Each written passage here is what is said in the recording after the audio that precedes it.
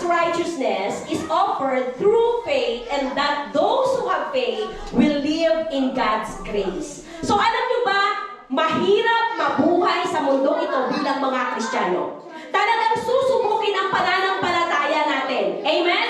Talagang susubukin kung ikaw ay every Sunday nasa church. Susubukin kung faithful ka talaga manalangin. Susubukin kung faithful ka magbasa ng salita ng Panginoon. At alam mo ba, ma-overcome mo lamang yan kung ikaw ay mayroong malalim na pananampalataya sa Lord. Amen? Kaya nga tinuturuan natin yung mga bago pa lang natin nakasama, no? Nasa cell group natin, huwag kalilimutan. Kasi alam natin na dyan sa within a week na yan, dapat merong feeding of the Word of God. Amen? Kahit bilinan pa natin na mag-devotion kayo, makinig kayo ng mga gospel songs, sometimes nakakalimutan. It's because we are in this world. And in this world, there are a lot of temptations. Amen? Temptation na sometimes, feeling natin okay lang. It's because naging norm natin. Tama? Norm, kinalakihan natin. Yun yung nakikita natin. Parang ang hirap umiba. Diba? Ang hirap lumakad sa katotohanan ng salita ng Panginoon. That is why right now, ito yung ating hahalukayin, Lord. Paano ba kami lumakad ng may pananampalataya sa iyo? Nasa aming pamumuhay dito sa mundong ito, hindi tayo mabaling sa temptasyon, hindi tayo mabaling sa deception, hindi tayo malayo sa Panginoon, kundi lalo tayong mapalapit at lalo yung uhaw natin sa Kanya ay mapunan. Amen. Hallelujah. Sabi, God's righteousness is offered through faith. Kasi ang hirap, hindi mo sigurado lahat ng bagay. Tama? Especially yung kinukwento natin na heaven. Tama? Yun yung gusto natin eh. Gusto natin na pagdating someday somehow, nasa langit tayo. Kasi eternity yun. We are with God forever and ever. Pero, Pastora, totoo ba yan? Diba? May mga tanong tayo sa puso natin. Gaano katotoo yung eternity na yan? Gaano katotoo yung langit na yan? Namatay ka na ba, Pastora? Diba para mai-testify mo na totoo yan? Amen. Pero yun nga sabi ng Panginoon, tatanggapin natin ito ng may pananampalataya na ito ay totoo at talagang mangyayari sa buhay natin. Amen. Hindi pwedeng magsasabi lang tayo dito na okay, pero walang pananampalataya. Amen. Dapat may pananampalataya, may claim na mangyayari kung baga tinatanggap mo na yun talaga ang salita ng Panginoon. Amen. Sabi dito, those who have faith, yung may pananampalataya lang, will live in God's grace. Amen? Yung may pananampalataya, mabubuhay sa biyaya ng Lord. Each and every day talaga, totoo yan. Na pagkagising natin, wala tayong sakit. Pagkagising natin, nagagawa natin yung routine natin. Na pag sa isang araw na yan, natapos lahat ng gawain, God's grace lahat ng iyon. Amen? Walang disgrasyang nangyari, walang sakit na nangyari, walang kung anong hindi magandang nangyari, biyaya lang ng Panginoon yan. Amen? Why? It's because may mga tao na masyadong iniisip na, ay hindi ako gagawa niyan, baka kasi ganyan, baka kasi gano'n, di ba? So hindi na makakilos. Di ba? Walang pananampalataya na kahit gawin ko yan, alam ko hindi ako pababayaan ng Panginoon, ma-overcome ko yan. Amen? Pananampalataya. Sabi dito, faith is very similar to the word trust. It means to have confidence in God. Having a personal faith in God means you believe He is who He says He is, and He will do what He says He will do. Amen? Tayo naniniwala sa katotohanan na ang Panginoon ay makapangyarihan. At lahat ng kanyang mga sinulat sa banal na kasulatan ay tunay na maging ganap sa buhay ng bawat isa sa atin. Yun ang sinasabing pananampalataya. Now, so doon may faith na tayo. What you're gonna do with the faith na meron ka right now? Sabi ng Panginoon sa 2 Corinthians 13 verse 5, examine yourselves whether ye be in the faith, prove your own selves, know ye not your own selves, how that Jesus Christ is in you, except ye be reprobates. Grabe naman itong translation na to. Naintindihan nyo. Grabe. Reprobates. Okay. So, kailangan i-examine lang natin ang ating pananampalataya.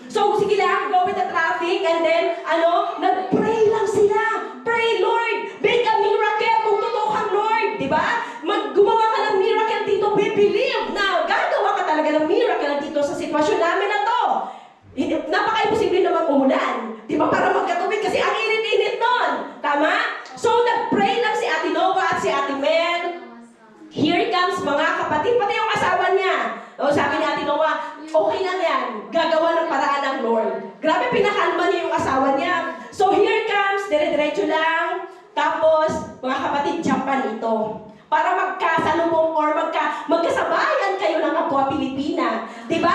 Tapos, nagbabay. Hi! Pilipina ka pala. Sis, ay Pilipina, ay kakilala niya. Tapos yung sis, may tubig ka dyan. Agad-agad, diba? Para makasabay mo at makahingi ka ng water. At sakto naman, meron namang water yung nakilala ni Ate Noah. Doon sa paglalakbay nila. So, doon natin makita na-examine talaga yung pananampalataya nila. Okay? Bakit? Pwedeng mag-ira-ira, pwedeng mag-away, pwedeng kung ano-ano lang mangyayari, pero nag-pray sila, kaya nag-provide ang Lord ng tao na magdala ng water para sa kanila. Amen! So, dapat din sa atin, sa buhay natin, siguro itong mga bagets, Pastora, paano namin i-examine yung faith namin? Kasi ang hirap mag-examine ng faith natin kung provided lahat. Diba? Yung parang, sakto na tong sahod ko na to for the whole month. Diba? Paano pa ang miracle ng Lord kikilos doon? Diba? Pero alam nyo ba, sometimes, mas masarap din mawalan. Yung mawalan, tapos yung magdidepend ka talaga sa grasya ng Lord, ay, experience ni Ate Shoni yan. Diba? Tapos, dumating yung time na pinagpala ka ng Panginoon. Diba? So, grabe Lord, tunay talaga na ikaw ay makapangyarihang Diyos. So, ibig sabihin, doon sa kawalan, patuloy kang nananalig sa Panginoon. Tapos, nung pinubay na ng Panginoon, mas lalo kang nanalig sa Lord dahil napaganayan mo na siya ay tunay na Lord sa buhay mo. Amen. Praise God. Yes. So, kailangan na yung pananampalataya natin sometimes, mga kapatid, i-examine natin. Amen. Sabi dyan, to scrutinize. Scrutinize, make a way. No? Gumawa ka ng paraan to try. Sige nga, subukan ko kayo ipadala lahat ng sahod ko sa Pilipinas. Tapos nabuhay ako ng 0 yen. 0 yen. Oh, pero huwag nyo nang hingin yan. Huwag nyo nang hingin. Kasi darating din naman kayo sa sitwasyon na ganyan. Pero kapag ka dumating, alam nyo yung gagawin nyo. You will just pray. And the Lord will provide. Amen. And you will experience God's miraculous blessing in your life. Amen! Praise God! Hallelujah! Dahil, mga kapatid, a faith that is tested is a faith that is trusted. Amen? Yung pananampalataya na na-test, yung pananampalataya na dumaan sa pagsubok, yung pananampalataya na sobrang, alam mo yun, yung parang dumaan sa apoy, no? Na parang winasa ka na, krinash ka pa, piniga ka pa, grabe. Yung pananampalataya mo lumabas, hindi ako titigil sa paglilingkod sa Panginoon, kahit ganito pa ang sitwasyon ko. Amen? Yung prioritize mo talaga ang Panginoon sa buhay mo, grabe pananampalataya, yan ang sinasabing genuine faith. Amen? Totoong pananampalataya. Okay, so paano ba natin gagawin yung totoong pananampalataya na yan? Okay, so sa pananampalataya, merong purification na mangyayari. Purified water. Di ba? Yung mga kumadaan sa mga purifier. Purifier 1, purifier 2, 3, di ba? Hanggang lumabas yung pinakamalinis na tubig na kailangan natin inumin na may mga iron, tapos ano pa? May mga minerals, no? So ano na? Dumaan na sa kung anong salaan. So yung pananampalataya natin, kailangan idaan din sa mga salaan. Pero, doon sa pagdaan sa mga salaan, masakit yon. Mahirap yon. Pero, may pananampalataya ka na masusurvive mo. May pananampalataya ka na sa pagdaan mo sa mga sitwasyon na yan, ay matatapos. Amen? Yung simula pa lang, alam mo patid mo, Lord, you will provide. Kaya as you go along, alam mo kung sinasamahan ka ng Lord kahit mahirap. Amen. So sabi dito, merong purification. Sabi dito, a faith that is consistently tested through life's difficulties can become more authentic and genuine. Amen. So kung maraming mga challenges, sabi dyan, refining fire yung mga challenges na yan. Yun ang nagiging sanhi para ma-refine ka. Para kung anong meron tayo na mga ugaling hindi maganda, maayos. Amen? Kung anong mga dala-dala nating mga kultura na hindi kultura ng Biblia, ay matanggal. Amen? Kaya dapat dumaan talaga sa purification. Sabi dito, helping to separate true faith from superficial belief. So the idea is that true faith, when faced with adversity will not crumble. Ano daw? Yung tunay na pananampalataya kapag dumuan sa mga pagsubok, hindi magkakarambol. Hindi mag-ice crumble. Hindi ka magtatambling-tambling. Amen? Hindi ka kung saan-saan kung saan-saan ka tatakbo na parang aligagak ka. Amen? Sabi dito, but instead, become stronger and more unwavering. Amen! Hayaan natin na ang pananampalataya natin maging stronger. At ang pananampalataya natin ay hindi mag-waver. Hallelujah! So, doon sa mga adversity na yan, ang pananampalataya natin nag-grow. Kanina, na-purify. Diba? Next, nag-grow. So, kung may mga pagsubok, oportunidad yan para mag-grow tayo. Kasi, may mga pagkakataon, pag okay lang ang lahat, wala, hindi na na-examine yung faith mo. Hindi na-test yung faith natin. How can we be sure na magsusurvive ka, na magpapatuloy ka maglingkod sa Panginoon kapag wala ka ng bigas? Diba?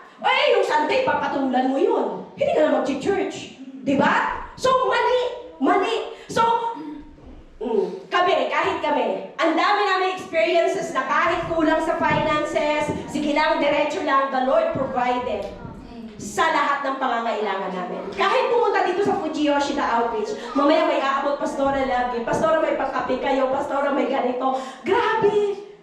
Ganon mag-provide ng Panginoon, hindi mo alam may gagamitin siya sa buhay natin. Amen! So, sabi dyan, may growth na mangyayari sa buhay mo din. No? Kumbaga, hindi pwedeng bonsai ka lang. Dapat nag-grow, namumunga ka. Kasi nga, pag hindi ka namumunga, puputulin ka, wala kang kwenta. Kaya alam mo, nung narinig ko yung mga preaching na yan dati, nung hindi pa ako, yung maliit pa ako, sabi ko, Lord, gusto kong mamunga. Pero pala sa pagbunga mo, ang dami mo rin pagdadaanan. Di ba? Yung pagbunga natin, mga kapatid, hindi ibig sabihin na sa lahat ng aspeto ng buhay natin yan. Especially kaluluwa. Kasi alam mo, pag nagdala ka ng kaluluwa dito sa church, ang dami mong talagang daranasin. Na yung chinat mo na, sige, papunta na ako, pastora, sis, ganyan. Yung pala sinundo mo sa bahay mo, wala pa. Diba? Wala pa na doon. Hindi ka na sasagutin. Minsan, sin ka na lang. Diba? So, masakit yun. Ramdam na ng mga self-group leaders yan ngayon. Diba? Masakit yun. Pero, sa kabila nun, dapat nagpapatuloy tayo. Amen? Sa kabila nun, sige lang. Huwag tayong mapagod na bahaginan sila ng salita ng Lord. Kasi walang ibang importanteng gawin sa mundong ito, kundi gawin ang binili ng Panginoon na go and preach the gospel to all nations. Hindi lang yan ang pinagdaanan ng Lord. Diba? Mas higit pa doon tayo nga. Nasin lang, sumasakit na ang loob natin. Diba? Okay lang. Pastor, wag na, hindi na ako mag-cell group leader. Kasi masakit, hindi ako okay lang. Walang-wala pa yan sa pinagdaanan ni Jesus Christ. Amen? So, ibig sabihin, kapag ikaw ay dumaan ng mga ganyang pagsubok, may growth sa'yo. At nakakatuwa yun. Pag na-survive mo na yan. Amen? Na parang pag nakita kayo, okay lang sis, di ba? So, hindi lang na parang na-survive mo yun, kundi ang growth sa iyo.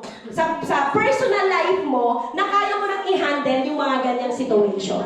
Amen? Next, merong trust and assurance. Kapag may faith ka, may trust and assurance na, Lord, you will provide. You will break away. You will make me win in this situation. Amen? So, faith is tested talaga. Hallelujah. And, sabi dyan, not just a test of belief, but a test of character. Yun yung sinasabi ko kanina. Na kapag halimbawa, hindi lang nag-grow ka, yung karakter mo mas napapaiki. And ano bang karakter ang gusto ng Lord sa atin? Ito tandaan nyo, kasi minsan di ba ang gulo-gulo na? Kasi nga sabi ni Pastor Johnny kanina, Pastor, meron daw isang member, 78 years old na siya. Pastor, 20 years na akong Kristiyano, wala akong naiintindihan. So, sa atin dito sa Fujiyoshi na outreach, kaya may mga cell group, di ba? Yung truth, yung tinuturo natin. So, ano ba ang karakter na gusto ng Panginoon? Tayo ay maging kawangis niya. So, ibig sabihin, kahit anong pagdaanan natin, walang sukuan. Kahit anong pagdaanan natin, walang surrenderan. Amen? Magpapatuloy dapat dahil makitaan tayo na tayo maging kawangis ng Panginoon. Kahit na ipit-ipitin ka pa. No? Kahit na ganyan-ganyanin ka pa, hindi ka titigil sa paglilingkod sa Panginoon. Amen! Ating isusurvive, ating itatrive ang ating pananampalataya sa Panginoon. Amen! So, ano ba ang mga bagay ngayon? Balik tayo, okay, tapos na yun, no? Yung mga thrive, yung mga growth, ano pa yung kanina? Yung mga bagay, mga character, trust and assurance, purification, balik tayo ngayon. Paano natin pinapalago ang ating pananampalataya sa Panginoon? Sa panahon ngayon, grabe, scroll na lang. Di ba? Ang Word of God sa wall ng ating mga Facebook, ng mga social media, sabi dito, while there are many advantages of social media, we should ask ourselves these questions. Anong sabi dyan? Number 1, basahin natin. Am I seeking to glorify God through social media? Bakit ko hinalo to? Malaking epekto to sa ating pananampalataya. Maaaring minsan na parang kinain na tayo ng sistema ng social media. Pero yung ating devotion at pananampalataya sa Panginoon walang paglago. Minsan nadidecrease, minsan nawawala pa nga. At minsan wala na tayong kapananampalataya sa Panginoon. Amen. So, am I seeking to glorify God through social media? Sabi sa 1 Corinthians, nandiyan ang sagot. Whether therefore ye eat or drink or whatsoever ye do all to the glory of God. So, kahit anong ginagawa na natin, kumain o minom, o kahit anong pang ginagawa natin, gawin natin sa kapurihan ng Panginoon. So, yung social media, alam natin hindi maganda pinapanood natin, huwag na natin ituloy na panuurin. Okay lang yung dumaan, pero pag scroll back mo pa, di ba? Yung dumaan lang, okay lang yun. Hindi ka nagkasala, syuganay, di ba? Pero yung parang tinitigan mo at binalikan mo pa, doon ka na nagkasala. Amen. So, dapat sa ginagawa natin, sikapin natin na ito ay nakakabigay lugod sa Panginoon. Amen. So, reminder lang, no? Para yung pananampalataya natin sa Lord, lalong mag-grow deeper, stronger, and wider. Amen. Next. Sabi dito, number 2, basahin natin. Does social media lead me to sin? Ang hirap na tanong na to. Pastora, nagbabasa lang naman ako, pero naubos yung oras mo. Wala ka ng devotion time. 1 minute lang, naubos talaga. Yung parang paalis ka na papunta. Hala, hindi pa ako nakaganito. Experience ko din yan, wag kayo. Di ba, totoo? Kasi hindi mo mamamalayan. Hala, relate. Hala, relate. Especially pag nagbukas ka ng isa, na bagay, halimbawa nang yung nag-iihaw sa dagat. Sunod-sunod. Totoo, ang lalabas ka sunod, puro iihaw sa dagat. Kaya lalo kang mahuhog. Di ba? Hindi ka na makaalis. Hala, pati yung sinampay mo, hindi mo na nasampay. Yung hugasan, kasi nangyayari talaga sa akin yan, hindi lang sa inyo. Hala, yung sinampay ko, paalis na ako 9:30, hindi nagawa. Hala, so, mapaparalyze tayo. Nag-glorify ba si Lord? Hindi. No? Kaya sabi dito, nahuhulog ba ako sa kasalanan sa pamamagitan ng social media na to? Or baka minsan, yung social media na yung basihan ng buhay natin. Di ba? Yun na yung basis ng buhay natin. Kung ano nakikita natin na sabi ni Kurampong, na ganito daw ang pamumuhay. Di ba? Na ganito ang pananampalataya. Naniwala naman. Kasi yun ang lumabas. Di ba? So, sabi dito, Matthew 5:29, and if thy right eye offend thee, pluck it out, and cast it from thee. Grabe talaga ito. For it is profitable for thee that one of thy members should perish, and not that thy whole body should be cast into hell. So, ibig sabihin, kapag nakita ng right eyes mo, dudukutin yung mata mo na yan. Hindi, huwag mo nang balikan. Huwag mo nang ipagpatuloy. Alam mo, mahuhulog ka sa kasalanan. Amen? Amen. Okay, number 3. Ready, begin. Do people see the light of Christ in me based on what I post? Nakikita ba ang Lord sa buhay ko, dun sa mga pinost ko? Nakakatulong ba? Itong pinost ko, ano kayong epekto dun sa babasa? Imagine, a whole world nagbabasa niyan. Di ba? So someday somehow maklik yung ano mo, yung post mo, di ba? Ito ba, nakikita ba ang Lord dito sa pinost ko? Sabi sa Matthew 5:16, ready, begin? Let your light so shine before men that they may do good works and glorify your Father which is in heaven. So, anong sabi doon sa mga pinost mo? Siguraduhin mo na nagsashine si Lord sa buhay mo through sa postings natin sa ating social media accounts. Amen? Para, mas sa pamamagitan yan, mas lalo pa tayong kasi diba pag nakaka-encourage, yung hahanapin mong verse ulit, magsasaliksik ka eh. Diba? Yung hahanapin mong post ulit, ito talaga, nai-examine mo na. Ito ba makakatulong talaga? Ito ba, may something ba ito na madudulot na maganda sa buhay ng tao? So, ibig sabihin, hindi ka lang basta-basta magpo-post dyan, di ba? Kundi, i-examine mo talaga. So, dahil dyan, ang pananampalataya mo lalago sa Panginoon. Ikaw, yung character mo naaayos. Okay, number 4. Ready, begin. Is social media my master? Hala, grabe! Master! So, sabi sa 1 Corinthians 6 verse 12, all things are lawful unto me, but all things are not expedient. All things are lawful for me, but I will not be brought under the power of any. Okay.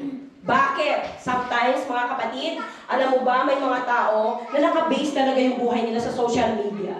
Meron kayo nabalitaan na yung sa Saudi ba yun? Yung flower arranger siya na lalaki, florist, di ba tawag sa flower arranger? Nagpakamatay dahil lang sa bashing sa social media. Oo. Yes, vlogger din siya. Oo. So, ibig sabihin, naging master niya na. O kung ikaw naman ibabash, bakit mo diba papansinin yun? Buhay yan, regalo sa'yo ng Panginoon. Bakit mo kikitilin yung buhay? At saka each and every day, God will do great things in your life. Diba? At bakit mo patutunayan yung mga sinasabi ng mga tao? Wala silang last say sa'yo. Dahil ikaw ang great prophet of yourself. Diba? So, dito, naging master na niya na. Naging master niya ang social media. So mga kapatid, maging maingat lang tayo. So lahat ng ito, awareness sa atin, na hindi makadadagdag sa pananampalataya mo kapag ginawa mong master ang social media.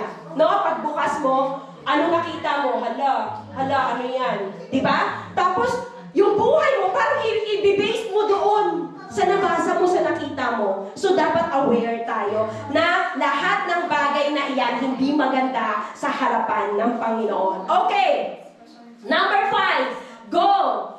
Do I use social media for unprofitable arguments? Ano to? Tinatawagan ko si Sherida. Siguro dito na ikaw sasagot sa akin. Yung mga ganon. Yes! Yung mga hindi sinasagot sa PM, i-warn nila kasi may mga utang sa kanila. So arguments ang susunod. I know wala naman dito yan sa Fuji Yoshida Outreach. Pero sa ating mga tao, nakakahiya. Yung diba? Pero pag nabasa mo na wala kang idea, hindi maganda yon, gagayahin mo rin sometime. Diba? Na parang, gagawin ko rin kasi ginawa nila. So, anong sabi dito? Warning! What consumes your mind controls your life. So, wag natin gagawin yung mga ganyan na may mga argumento na mangyayari sa mga wall natin. Kapag ka nagpapalakasan sa pananampalataya sa Lord, go. Pero pag alam natin na nakaka-burden, nakakasira, huwag na natin ituloy. Amen. So, okay lang ba tayo dun sa mga reminder na yun? Amen. Para hindi tayo mahulog sa kasalanan. Amen. Okay. So, kanina, examine your faith. Ngayon, exercise your faith. So, alam niyo ba, yung pananampalataya na meron tayo kay Lord, kailangan din natin i-exercise. Pag nag-exercise tayo, physically, anong nangyayari sa atin? Nagiging malakas, hahaba ang buhay, nagiging normal ang lahat ng mga takbo ng everything, ng mga dugo natin sa buong katawan natin, di ba? So, ganun din yung pananampalataya natin. Kailangan i-exercise din. Sabi dito, faith is like a muscle. If it is not used, it will atrophy. Sabi dyan, pag hindi ginamit, liliit din yan. Ang pananampalataya natin, liliit ng liliit pag hindi ginagamit. Oo, kaya dapat i-exercise natin, exercise your faith and you exorcise. So kapag in-exercise natin ang pananampalataya natin, drive out natin ang fear sa atin. Na-exorcise natin ang mga takot sa buhay natin. Amen. Sabi dito sa 1 Peter 5 verse 10, but the God of all praise, who has called us into eternal glory by Jesus Christ, after that ye have suffered a while, make you perfect, establish, strengthen, and settle you. So sabi dito, problems are God's resistance to create spiritual muscle. So kung may mga pagsubok, sabi ko nga, dito mo ma-appreciate kung gaano kabuti ang Lord sa buhay mo. It's time para kumbaga it's an opportunity para ma-value mo yung sarili mo. Oportunidad mo yan para maibahagi mo ang salita ng Panginoon. Higit sa lahat, oportunidad mo na yung faith mo ay ma-exercise. Amen. So sabi dito, problems are God's resistance to create spiritual muscle. Every problem is a character building opportunity. Amen? So character building. Nabibuild yung character mo at oportunidad yun. Salamat Lord sa pagkakataong ito na mabuild yung character ko. Amen. Sabi dito, and the more difficult it is, the greater the potential for building the muscle and the moral fiber. Sabi dito, true strength is in the soul and spirit, not in the muscles. Yung sa muscles lang natin, napi-fade yan. Yung muscles natin, someday, somehow, magiging weak din tayo. Pero yung ating spiritual na pamumuhay, mga kapatid, na lalo natin, na pinapalakas sa Panginoon, yan ang magdadrive sa atin para ma-survive ang lahat ng mga ginagawa ng kaaway sa buhay natin. Amen. Okay, number 3. Dapat ang pananampalataya natin ine-elevate din. Elevator. Escalator. Nananatili ba siya sa lapag? Hindi. Tumataas. Amen. Sabi sa Isaiah 40 verse 31, basahin natin, ready, begin. But they that wait upon the Lord shall renew their strength. They shall mount up with wings as eagles. They shall run and not be weary, and they shall walk and not faint. So, ibig sabihin, dapat ang ating pananampalataya, itaas natin sa more impressive level. Sabi dyan, yung mas nakakatuwa na level.